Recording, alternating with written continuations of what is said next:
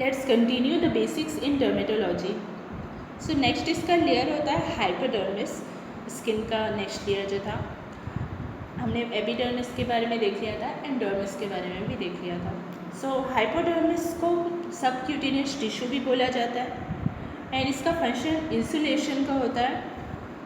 और इसका applied aspect अगर हम देखें तो सबक्यूटेनियस फैट के इन्फ्लेमेशन को पैनिक्यूलाइटिस बोला जाता है, क्योंकि सबक्यूटेनियस फैट को पैनिक्यूलस बोलते हैं।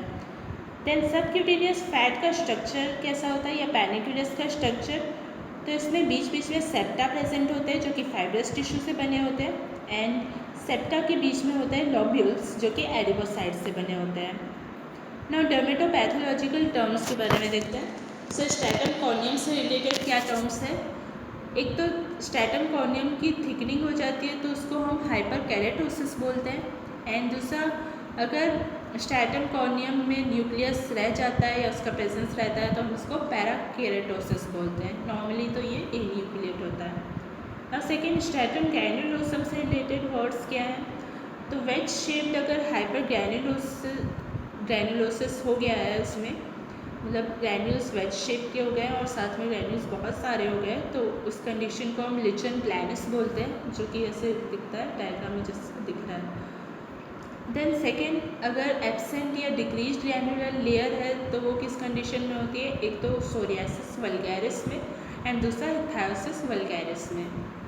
नाउ थर्ड स्ट्रैटम स्पाइनोसम के बारे में देखते हैं, उसमें related words.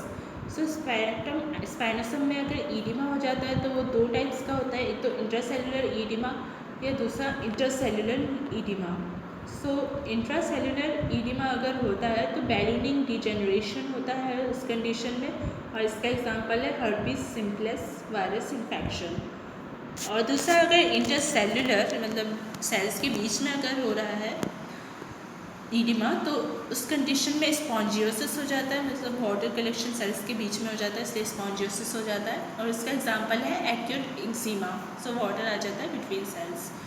Now stratum spinosum में के लेयर से रिलेटेड वर्ड्स देखते हैं। सो ये स्पाइन से रिलेटेड है स्पाइनोसम, इसमें स्पाइन्स प्रेजेंट होता है। स्पाइन को क्या बोलते हैं? एक्ैंथा बोलते हैं।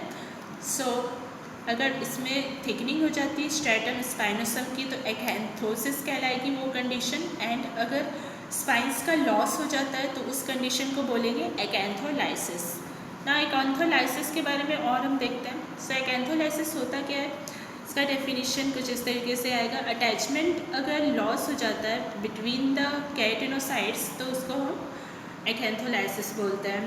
सो एक्ैंथोलाइसिस में ये डिस्मोसोम्स को टारगेट करता है और सेंट्रल हाइपरक्रोमैटिक न्यूक्लियस हो जाता है इसमें, हाइपरक्रोमैटिक सॉरी, मतलब डार्क हो जाता है nucleus and perinuclear halo form हो जाता है ना। एक्ैंथोलाइटिक सेल्स जो होते हैं ना वो जैंक स्मीयर में विजुलाइज होते हैं, तो इसलिए जैंक टेस्ट किया जाता है इसके लिए ना। एक्ैंथोलाइसिस में डिफेक्ट और कॉजेज़ क्या होते हैं? तीन इसके कॉजेज़ हो सकते हैं, एक तो ऑटो इम्यून, दूसरा इन्फेक्शस एंड तीसरा genetic causes. So autoimmune causes में पेम्फिगस ग्रुप आएगा, इन्फेक्शियस कॉजेज़ में बुलस इम्पेटिगो आएगा, एसएस आएगा that is staphylococcal scalded skin syndrome, and तीसरा आएगा हर्पीस सिम्प्लेक्स वायरस इन्फेक्शन। तो ऊपर के जो दो कंडीशंस थे वो बैक्टीरियल इन्फेक्शन थे एंड थर्ड वाला जो है वायरल इन्फेक्शन है। नाउ जेनेटिक कॉजेस इसके क्या आएंगे? हैले डिसीज़ आएगा एंड दूसरा डायरियर डिसीज़। नाउ नेक्स्ट कंडीशन है डिस्केरेटोसिस की। सो डिस्केरेटोसिस क्या होता है? ये एबनॉर्मल प्री मैच्योर केराटिनाइजेशन होता है इंडिविजुअल केराटिनोसाइट्स का। सो नॉर्मली तो ये केराटिनाइज होते हैं स्ट्रैटम कॉर्नियम तक पहुँचते, लेकिन अगर पहले ही केराटिनाइज्ड हो जाते हैं तो इसको डिस्केरेटोसिस बोलते हैं। इसका एग्जाम्पल क्या आएगा? Darier's disease, second Bowen's disease आएगा जो कि एक intraepithelial carcinoma in situ होता है, and third squamous cell carcinoma. तो इन कंडीशंस में डिस्केरेटोसिस हो जाता है। नाउ नेक्स्ट कंडीशन है माइक्रोएप्सिस। सो माइक्रोएप्सिस क्या होता है? Microscopic small collection of cells होता है। सो सेल्स कलेक्ट हो जाते हैं एक जगह पे। इसमें टाइप्स ऑफ सेल्स कौन कौन से हो सकते हैं? एक तो न्यूट्रोफिलिक, दूसरा इओसिनोफिलिक एंड तीसरा एटिपिकल टी सेल्स। तीन टाइप के सेल्स कलेक्ट हो सकते हैं।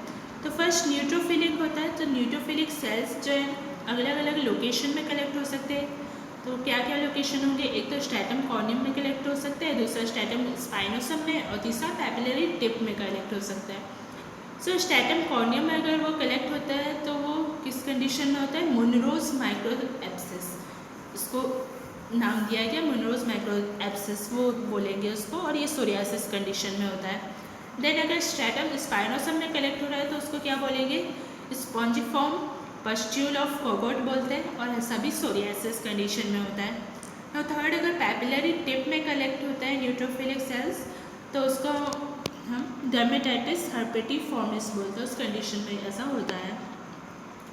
Now second, eosinophilic micro abscess, तो इओसिनोफिलिक टाइप के सेल्स अगर कलेक्ट होते हैं तो वो पेम्फिगस वेजिटेंस में देखा जाता है।